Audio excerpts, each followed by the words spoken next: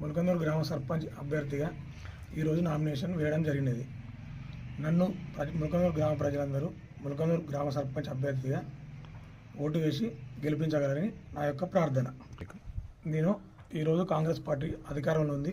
నేను కాంగ్రెస్ వాదిని మొదటి నుంచి 2018లో కూడా కాంగ్రెస్ పార్టీ నుంచి పోటీ చేసి ఎంపీటీసీ ఎన్నికల్లో పోటీ చేసి కొద్ది తేడాతో అధికారం లేకున్నా కొద్ది ఓట్లతో ఓడిపోయినా అప్పటి నుంచి పార్టీని పట్టుకొని అభివృద్ధి కార్యక్రమాలు చేసుకుంటూ ఏ పదవి లేకున్నా అందరికీ అందుబాటులో ఉంటూ ములకందూరు గ్రామ ప్రజలకు అందుబాటులో ఉండడం జరుగుతుంది. ఇప్పుడు మన కాంగ్రెస్ పార్టీ అధికారంలో ఉంది. పెద్దలు మంత్రి గారి ప్రోద్బలంతో పనులు చేయడానికి ముందుండి గ్రామాన్ని అభివృద్ధి చేస్తాను.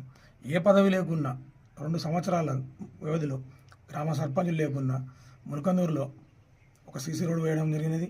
అలాగే బస్టాండ్ ఏరియాలో పైప్ లైను, శ్రీనివాసనగర్లో మంచినీటి వసతి కొరకు పైప్ లైను 20 లక్షలతోని మంత్రి గారితో తీసుకొచ్చి అది చేయడం జరిగింది.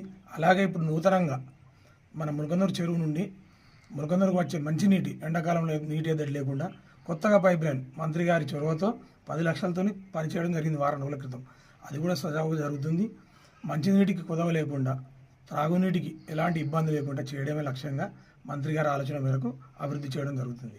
నగర్లో ముఖ్యంగా శ్రీనివాసనగర్లో సీసీ రోడ్లు, డ్రైనేజీ వ్యవస్థ బాగా లేదు కాబట్టి మంత్రి గారి చొరవతో సీసీ రోడ్లు, అండర్ గ్రౌండ్ డ్రైనేజీ ఫస్ట్ మీరు ఓట్లేసి గెలిపించిన తెల్లారే మొట్టమొదటిసారిగా శ్రీనివాసనగర్ను అభివృద్ధి పదంలో తీర్చిదిద్దాం. మహిళలకు ముఖ్యంగా మహిళలకు ఉచిత బస్సు, సన్న బియ్యం, రేషన్ కార్డులు అందరికీ అర్హులైన వారి అందరికీ మా ప్రభుత్వం ఖచ్చితంగా ఇస్తుంది. ఇంకేమన్నా ఉన్నా కూడా ఎవరికైనా రేషన్ కార్డు రాని వాళ్ళకు ఇవ్వడానికి మేము సిద్ధంగా ఉన్నాం.